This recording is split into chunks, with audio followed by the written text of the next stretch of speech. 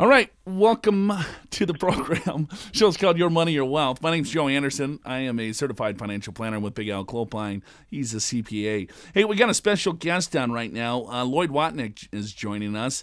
Been in the Social Security world for quite some time.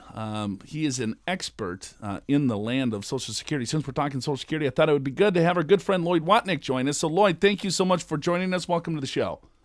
Sure. Hey, a couple of things. When it comes to claiming Social Security, most people always ask us, well, what is the most appropriate way to do it? You've been in Social Security for some time.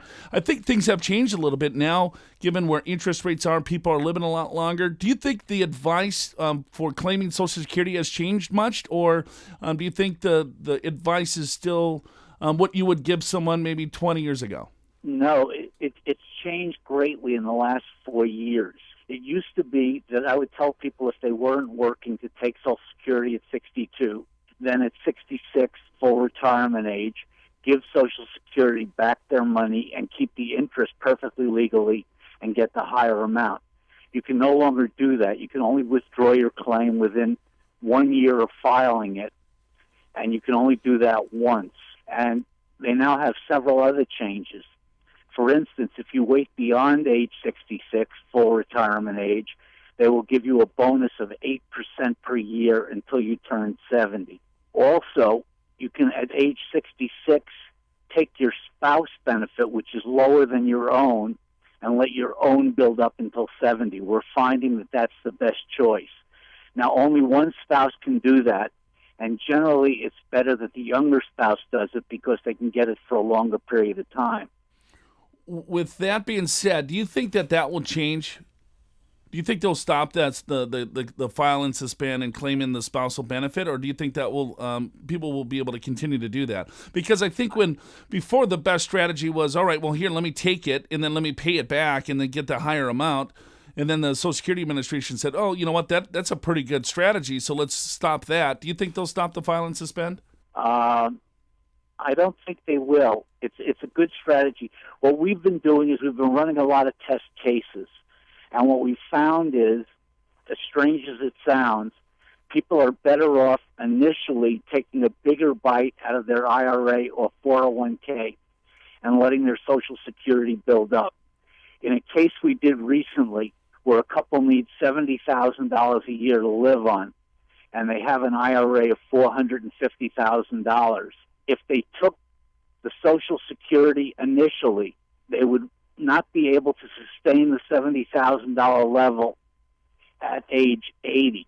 Whereas if they took the higher amount of Social Security and the bigger bite out of the 401k initially, they could sustain that $70,000 a year until they turn 87. By the way, both were the same age.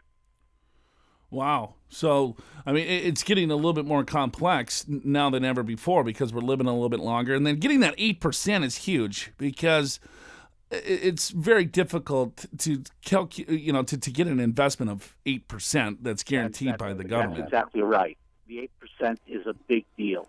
Hey, Lloyd, let me ask you about the spousal benefit because I think a lot of people still don't realize there is a spousal benefit. Can you describe it and maybe some considerations?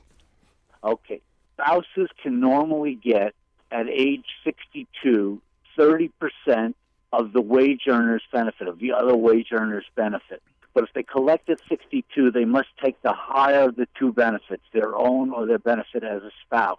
If they wait until 66, they can get half of their spouse's benefit, of the wage earner's benefit, and let their own build up until 70, even though their own is higher than their benefit as a spouse. That's a rule that went into effect in 2010, and that's a big, big deal.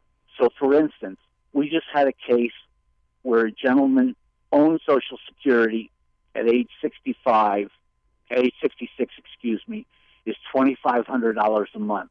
At age 66, he can take his spouse benefit at, it worked out to be about $1,100 a month, and he can let his own build up at 8% a year on $2,500, which is a big deal. His spouse has to be collecting or over 66 and file and suspend. In his particular case, his spouse started taking her benefit at 62, so he could take half of her benefit at 66, even though she took a reduced benefit. His benefit as a spouse is based on the age at which he takes it. So we figure over those 4 years, he's going to gain about $30,000 in Social Security, plus that 8% per year, which is a big, big deal. And the interesting thing was he was a financial planner and didn't even know it, and he was already past 66. Wow. Well, it's just that just kind of proves that there's so much to Social Security. I would say in the past people just took it right away, but now there's so many different options for you to take. Hey, Lloyd, tell our listeners how long you've been dealing with Social Security. An amazing 47 years. 47? Would you start when you're 10?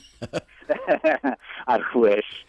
I started when I was 21, right out of college, and have been going with it ever since, and really like it because I'm helping people.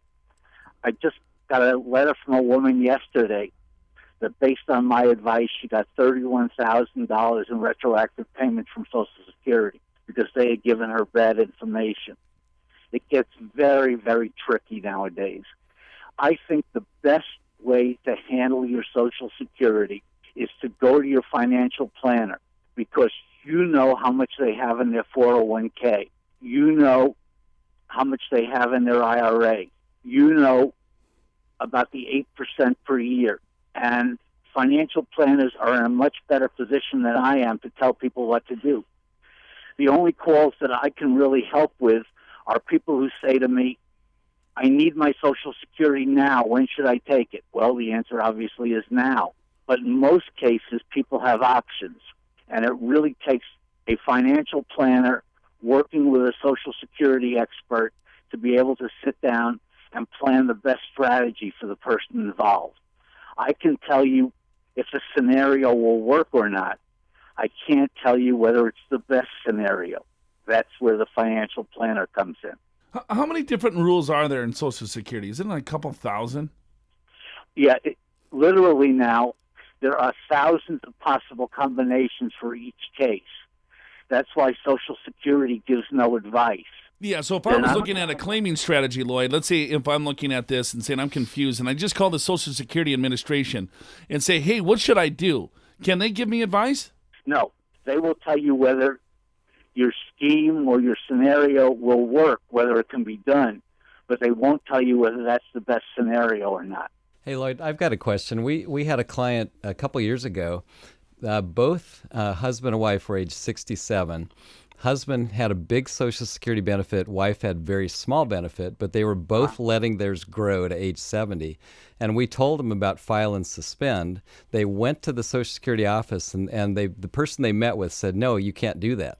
They were absolutely wrong. Yeah, I guess my question is, do you find a lot of misinformation in the Social Security office, or in your experience, are they pretty sharp? The problem is they're right 96% of the time. But the problem is those 96% are generally the easy ones. It's sort of like umpires are right in baseball 98% of the time. But those are the easy calls. On the 2% that are difficult, the umpires are wrong 40% of the time. That's what I'm finding with Social Security. On the 4% that are difficult, they're wrong most of the time. That's a great analogy. I mean, but so that's, I think, to piggyback on your point, Lloyd, is this isn't, it's getting more complex. You know, it seems like every day I'm finding something new out with Social Security. I thought I was pretty sharp on this. Like with the file and suspend, I just found this out, last year, maybe earlier this year, is that, let's say that I file for benefits and I suspend them. And then, let's say I'm 69 years old and then I find out that I have terminal cancer. Then I can then go back and say, all right, well, no, I want the benefit at my full retirement age, and then they'll give me a lump sum payment. That's correct. That's why you file and suspend, in case something like that happens and you're not going to live out your actuarial years, your actuarially predicted years. File and suspend at 66, and you can always go back to age 66 if something like that were to happen. Is there any reason why you would not file and suspend? Not that I know of. So the advice is everyone should file and suspend, and there would be no reason not to. Right, and that enables the other spouse at 66 to take their spouse benefit, even though you're not on the rolls. The fact that you file and suspend makes them eligible at age 66 for their spouse benefit. I got one last question for you, Lloyd. Now, if I want to claim the survivor benefit, I have to be married to my spouse for 9 months, correct? The survivor benefit is 9 months. The claim spouse benefits is 1 year. It is 1 year, so I can't get married tomorrow and then claim the spousal. I have to wait 1 year to claim the spousal benefit? That's correct. Okay. And by the way, divorced spouses, and I've gotten a lot of calls about this recently, can claim benefits if they were married to the wage earner for at least 10 years and they are unmarried. It doesn't make a difference if they were married 10 times in between. They just have to be unmarried.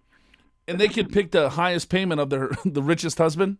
If they had more than one husband they were married 10 years to, or more than one wife they were married 10 years to, because Social Security doesn't discriminate, they can pick the highest of them. That's correct. Promiscuity pays in Social Security. Got it. All right, that's our tip of the day. Yeah, there it is. Lloyd, it's always a great pleasure to talk to you. Thank you so much. I know you're a busy guy, but you're always a wealth of knowledge when it comes to Social Security, so I really appreciate you taking some time. That's Lloyd Watnick, folks. We got to take a short break. Show's called Your Money, Your Wealth.